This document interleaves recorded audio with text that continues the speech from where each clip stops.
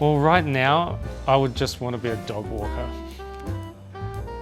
Because I have dogs that I walk for free, my own dogs, and they, it would be okay to get paid for that as well. But this is like the job in a privileged society, where people pay people to walk their dogs for them because they're always at work. So, but yeah, to me that would be a great way to make a living.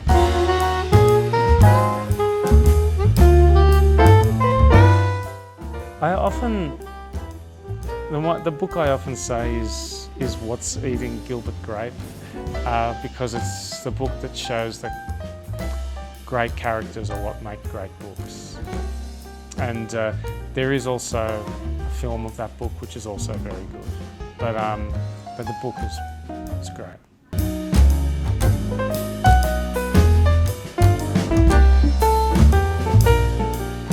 I think it might be what my dad said, that if you want to win something, you have to win it by so much that no one can take it away from you.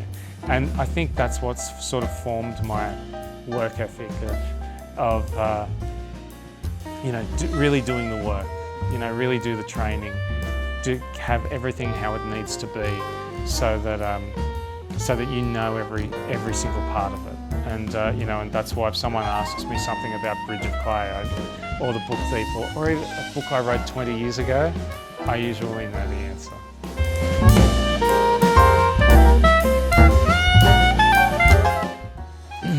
I did have for a while, but I'm not sure now if I can think of a recurring dream that I have often. I think my recurring dreams come when I'm writing, and so my dreams recur in that I revisit them as I work in my notebooks, and then I make them happen when I actually write them into a book.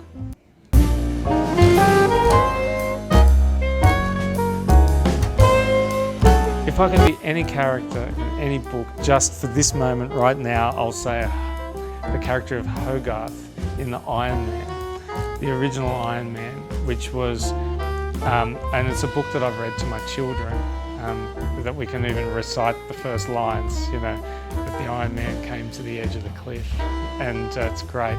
But just to be witness to something quite magical like that, and that's what Hogarth is. And that in a way is sort of like who we are as readers, being witness to something in a book.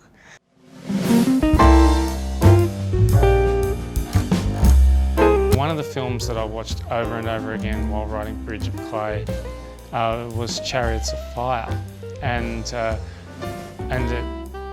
it's one of my favourite films and I can quote even from it. And so I love two quotes. One is when Harold Abrahams, the runner, the athlete, says about when he sees Eric Liddell run for the first time, he says, Liddell, he says, he runs like a wild animal. He says, I've never seen such drive, such commitment in a runner. He runs like a wild animal. He unnerves me. And I thought, that's how you want to write. Sometimes you want to write like you're a wild animal.